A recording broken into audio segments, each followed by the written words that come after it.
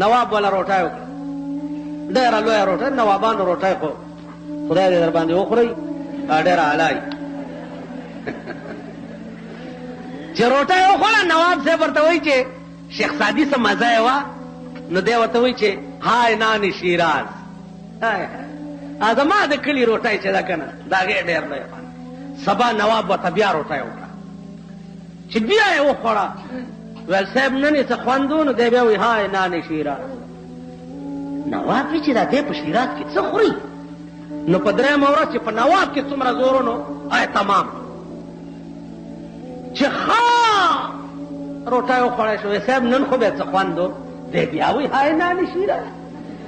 نواب دی بیړی غرکشه چې دا دی په شیراز کې څه خوري زما بنیاد وته چرته مړزان او چرګان او ایلی او اوسی دا ټول مې راټول کو دی وایي های نانې زه چې زه کله شیراز ته رالم د ته کور او کلی به ګورم چې دا دی هلته څه خوري څه زمانه پس نواب راغی شیراز ته تپوس یې وکړه چې دلته د شیخ سادي کومه بنګله ده خلقو ورته ویل صاحب د هغه خو بنګلې منګلې نشته هغه پټي کې یو جونګړه غوندې ده دې کې اوسېږي جونګړه کې ورغی دروازه کې ودرېده د وښو جونګړه ده دروازه کې आवाज وکړو چې سادیا شیرازیا نامت بسا ورته وی نواب صاحب دا څه ووې پلار مې کور کې نشته هغه الفاظ بیا ووایه چې زه جواب درکړم اوړه لورې ورته ویم با ووې چې سادیا شیرازیا نامت بساست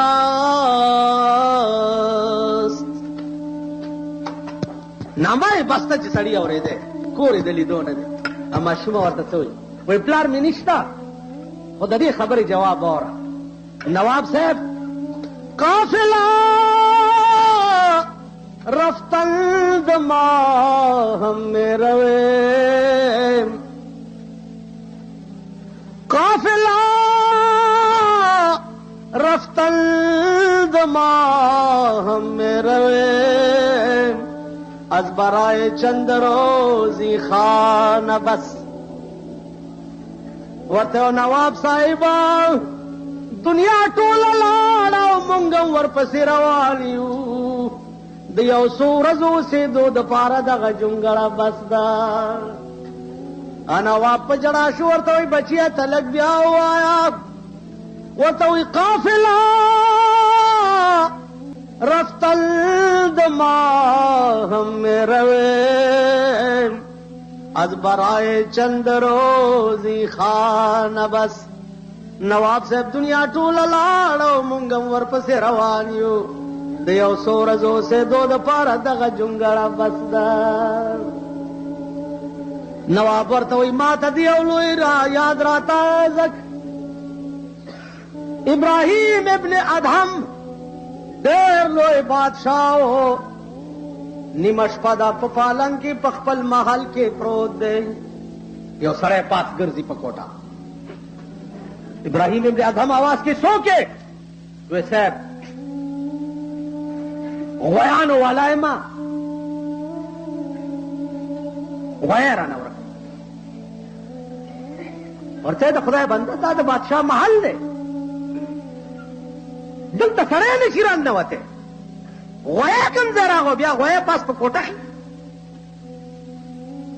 ورته یې ښه دا د بادشاه محل ته سړي نشي راتلی وی نه وی غویان هم نشي راتلی وی نه نو وی که دې محل ته غویان نشي راتلی او سړی نشي راتلی که نه جي دومره لویه پابندي ده او ما ته وایې چې دلته غویان لټې نو تم پروت په پالنګ کې اواز کوې چې زه خدای لټوم نو خدای په پالنګونو کې چاته نه ملي بادشاه وی ښه ټوله شپه یې ویښه تېره سهار دربار ته راغی ناست دی پریشان دی دماغ همغه سړی چې د شپې د غویانو والا په شکل کې راغلی او سهار د اوښانو والا په شکل کې او تر او تر ګرځي سینتري ته تپوس کوي چې څه ګورئ وی جي اوښ رانه ورک دی خدای بنده ته بادشاه ناست دی وزیران دي دربار لګېدلی ده دلته اوښان لټې وځه ابراهیم ابن ادم دننه واورېد ویل علیا دننه راولئ وی نیو دننه پیش وی څه لټې کاکا وی صاحب اوښ رانه ورکړه وی کاکا تاسو سسری خو نه دی چې اوښان پکې راځي وی جي معافي غواړم څه عرض کولی شم دا په کلو غوږونه اوري دا زما دا هلکان هلکانې اوري دا دغه سرونه هم چې پرېښي دي لیډیډیانې شرمېدلی ملک شو زمون پرتګیستلی ملک شو زمون ښځې او سړي ټول په شرمونو وشرم سړی چې سهار را پاسي وایي خدای دا څه بد دې را سره کړي دي چې ښځه وی ډېر بد سړی چې په میک اپ شروع وکړي ښځه غریبه لس میل هم تلي چې د ده میک اپ نه دا ملک تباه دا ملک د هلاکت او د تباهۍ په پلیټفارم ولاړ پاکستان ټول عمر د پیرنګیانو جوکر ملک پاتې شوی جوکر تاسو خپل تهذیب نشته د انګریزانو سرونه به ګورئ نو هغسې سر به جوړوئ د انګریزانو جامې به ګورئ نو هغسې جامې به اغوندئ د هغې غوندې پتلون به اغوندئ د هغې غوندې بوټ شټ به اغوندئ خدای په قهر اخته کوم تاسو خپل تهذیب نشته ستاسو لباس نشته د سر ویښته په تاسو کې فیشن نشته پیغمبر 3 قسمه سر پرېښی دی وفرا او لما او جمعه 3 قسم غوږونو تر نیمه د غوږونو تر پیسکو او تر اوږو اوږو زلفې والضحا والليل اذا سجى والضحا قسم دی زما اے محمد استا پدی خیستا مخبان لے واللیل اذا سجا اوستا پدی تور زلفو چی پوگوی خوری کی او تورش پا جوڑ کی یو کلی چی دا ویلیو چی زبیا لارم دا کلی امام ویلیو دا چکتا تفسیرونو کی نشتا تفسیرونو کی دا نشتا اوس ملیانو نمبر خو بو یوړه چې ګورې د اردو تفسیر به ولته د ملا په لاس کې چې د اردو تفسیر وګورئ د 60 نہیں سے اور میګ ولته هو ملا د اردو تفسیر سره څه کار که په عربي نه پوهېږي تاړو ملا نه خره ورته والی چې پټو ته سره چلا تاسو پوه شوئ په خبره باندې چې ملای د هغه په ډیکس باندې به د عربي تفسیر پروت اردو تفسیر به ته ولې ګورئ والضحى والليل اذا سجى دا ترجمه چې ما وکړه دا چا کړې دا علامه علوسی کړې ده روح المعانی کې وګورئ د دې صورت په ضمن والضحى ومن الناس من فسر بوجه النبي واللیل اذا سجا اے بشار النبی صلی اللہ علیہ وسلم زبازی دا ابراہیم ابن ادم توی زمافی غوارم سا عرض کولی شو وی چوایا وی دی دربار کی تانا مخ کی څوک ہو وی زما پلار وی اغنا مخ کی څوک وی زما نیکو وی اوس څوک دی وی زید وی تانا بعد پتہ نه لګي که زما زوی و خو به کینی بل چاته بلا وی نو سره څه ته وایي د سره تعریف وکړه سره وایي دې ته چې زاړه مسافر ته لاړ شي او نوي ولا راشي نیکه دې لاړو پلار دې راغی پلار دې لاړو ته راغلی ته به هم ته نن سبا کې لاړ شي بل به ولا راشي دا سره دی دا دربار نه دی دا سره دی او بادشاہ بند کړي دربار ولې صاحب بند کړي بس پړه مې تیار دربار بند شو چې بادشاہ کور ته لاړو سګوري چې د ده په پالنګ کې د ده وینځه پرته ده نوکره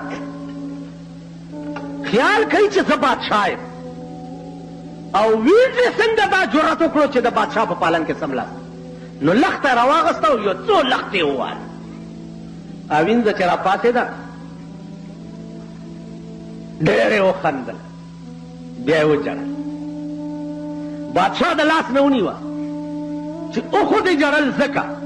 چې ما ووهلې نو دا ودې خندل ولې بادشاه تا خپل کار وکړو ما خپل کار وکړو زه خپل کار کوه زه وینا حل به وی ورته بس تا ووهلم ما وخندل زما خپله خوښه زه لار لنډه وه پخوا به غلامانو هم بادشاه سره آکړ کې خبرې کولی شو نن مونږ پر اخبارونو کې به تاسو ګورئ چېرته دا وزیر په دوره تللی که او چاله څه ورکوي نو دا ګیرې والا ورته ولاړي نو هغه ته ګوري نو هغه ورته هسې راخله چینګه نیولي هلکه خوله راټوله که خوله دې د مرګ په ناره بند شه هغه لا درته کتلي نه دي که درته یې وکته نو خوله چینګه کړه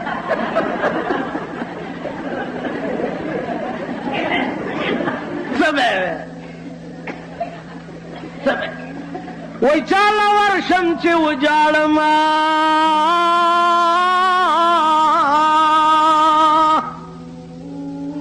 چاله ورشم چې وجاړم چې نه دین اسلام غواړم چاته وې ویر زده بادشاه ته وایي ځه کار کوه وینا بچیا حل به وتلو بادشاه د ډېرې زمانې نه مې دا ارمانو په زړه کې چې دا پالنګ دا ډبل بیډ چې بادشاه پکې سر نګون پروت وي او د بېغمۍ خوبونه پکې کوي چې د دې مزه به څنګه وي د ډېرې مودې نه مې دا ارمانو نن مې هغه ارمان ووتو مزه مې د پالنګ واغستا زړه مې خوشحال شو ځکه مې وخندل ویل نو دا ودې جړل ولې ویل بادشاه ومې جړل ځکه چې په دې پالنګ کې ما 10 منټه تېر کړه په دې پالنګ کې ما 10 منټه تېر کړه ماله خو دومره سزا میلاو شوه اے خدای چې څوک شپه ورځ پکې پراته وي چې هغوی له به څومره سزا ورکوي الله وینځه ده بادشاه له هغه خبره وکړه چې په زړه کې ورته درد توبه کوي چلته توبه کوي تسبیح خو آسان شی دی ډیره پرېښودل هم آسان کار دی تندی په سب سره مګل مګل چې تور داغ پې جوړ شي دا هم آسان کار دی ګران کار څه دی ګران کار تسبیح په لاس کې په جومات کې کېناستل خو خوند کوي تسبیح په لاس کې په جومات کې کېناستل خو خوند کوي لیکن توره په لاس کې په میدان کې ودرېدل ډېر خوند کوي دا ډېر ګران حق ویل او بیا هغه چا ته حق ویل چې دا ځای دې وږي د دې ځای د وهنو یری پکې هغه ته حق ویل دا ډېر ګران